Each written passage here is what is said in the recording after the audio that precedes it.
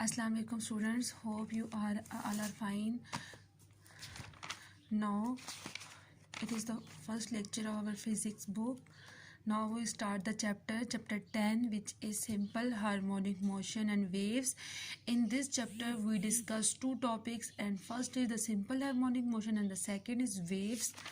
First of all, we start introduction of this chapter. Okay, introduction. First of all, we explain the topic of the name, which is simple harmonic motion.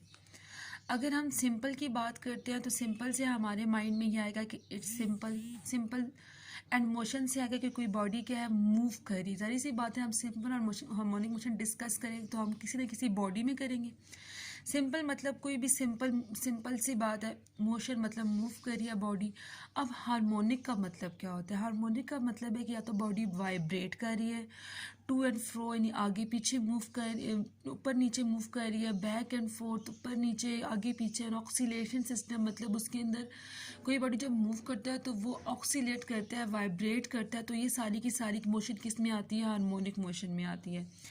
और harmonic motion की सबसे जो main बात है, जो body जो है वो मूव करता है अराउंड द मीन पोजीशन, कि कोई भी जो बॉडी है वो मूव करेगा किसके गिर्द? Around the mean position. अगर कोई बॉडी अपने मीन पोजीशन के गिर्द मूव नहीं कर रहा तो इसका मतलब है कि वो सिंपल हार्मोनिक मोशन प्रोड्यूस नहीं कर रहा। अब देखो, जैसे हम कोई बॉल लेते हैं और किसी से अटैच करते हैं, ठीक है, कोई बॉल ली है और अटैच की है, ठीक है। अब ये बॉल को अगर हम मूव कराएंगे, सबसे पहले वो इधर इस पोजीशन पे जाएगी, फिर इस पोजीशन पे जाएगी। इसका मतलब है कि जब वो इस पोजीशन पे जाएगी तो यहाँ दोबारा वापस आएगी और अगेन वो अपनी आगे वाली पोजीशन पे जाएगी। इसका मतलब है कि ये जो बॉडी की जो पोजीशन है, ये कौन सी पोजीशन है? ये इसकी मीन पोजीशन है, कि जो बॉल है वो अपनी मीन पोजीशन के क्या कर रहा है? मूव कर रहा है। तो कोई भी बॉडी जब अगर अपनी मीन पोजीशन के गिर्द मूव करता है तो वो सिंपल हार्मोनिक मोशन ही प्रोड्यूस करता है। हम डेफिनेशन अंडरस्टैंड करते हैं। सिंपल हार्मोनिक मोशन अक्कर कि सिंपल हार्मोनिक मोशन प्रोड्यूस होती है व्हेन नेट फोर्स, अब देखो जाहिर सी बात है हम उस पर फोर्स तो अप्लाई करेंगे, is directly proportion to the displacement mean, कि क्या मतलब कि अगर किसी बॉडी पे हम फोर्स अप्लाई कर रहे हैं तो वो डायरेक्टली प्रोपोर्शन है किसके? Is always towards the mean position, कि बॉडी मूव करता है, डिस्प्लेस करता है, कोई डिस्टेंस तय करता है अबाउट द मीन पोजीशन, और उसकी जो डायरेक्शन होती है वो हमेशा मीन पोजीशन के गिर्द ही होती है। मतलब क्या कि अगर किसी भी बॉडी पे हम नेट फोर्स अप्लाई करेंगे और वो डिस्टेंस कवर करता है about the mean position towards the mean position, तो हमारे पास क्या प्रोड्यूस होता है? सिंपल हार्मोनिक मोशन प्रोड्यूस होता है। अगर हम उसकी स्टार्ट से एक शॉर्ट फॉर्म में अप्लाई करते हैं, इस डेफिनेशन को अगर हम अप्लाई करें तो हम कहते हैं कि किसी बॉडी पे हम फोर्स अप्लाई कर रहे हैं और वो क्या कर रहा है? डिस्टेंस कवर कर रहा है, तो वो हमेशा आपस में दोनों का जो रिलेशन होगा वो क्या होगा? डायरेक्टली प्रोपोर्शन होगा। क्यों?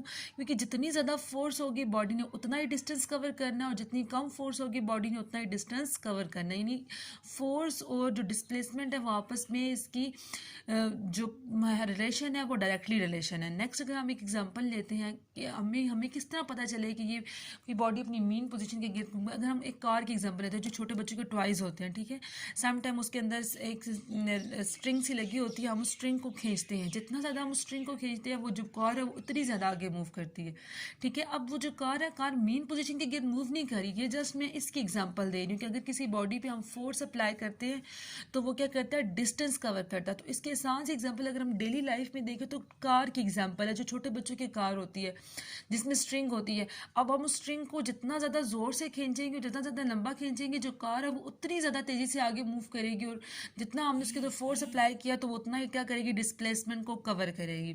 तो ये मेरी वजह से इसकी एग्जाम्पल होगी। अब कार मेन पोजीशन के गिर्द मूव नहीं करती। अब हम इसकी सिंपल हार्मोनिक मोशन की एग्जांपल एक डिस्कस कर लेते हैं, जो हमारे पास फ्री फॉल झूला होता है, ठीक है। अब इसमें क्या होता है? ये एक फ्री फॉल झूला मैंने बना दिया। यहाँ जो सबसे पहले जो झूले की पोजीशन है वो ये पोजीशन है, ठीक है। और ये इस पोजीशन को हमने इस पोजीशन को क्या कह दिया? मीन पोजीशन कह दिया, कि ये इस झूले की क्या है? मीन पोजीशन है। अब देखो, सबसे पहले अगर हम झूले को मूव कराते हैं, फॉर एग्जाम्पल अगर झूला ने इस पोजीशन पे मूव किया, अब देखो झूला एक पोजीशन पे जाएगा, रुकेगा, अगेन वो दोबारा से वापस आएगा अपनी अपनी फर्स्ट पोजीशन पे, फिर अगेन नेक्स्ट मूवमेंट करेगा, नहीं पहले झूला इस तरफ गया, फिर इस पोजीशन पे आएगा, फिर अगेन इस तरफ मूव करेगा। तो अब इसमें हम कहते हैं कि जब इस झूले ने यहाँ पे मूव किया तो उसके अंदर स्ट्रिंग्स लगे होते हैं, ठीक है। यहाँ पे एक पोजीशन पे आके कुछ सेकंड्स के लिए वो स्टॉप होता है, कुछ सेकंड्स के लिए वो स्टॉप होता है।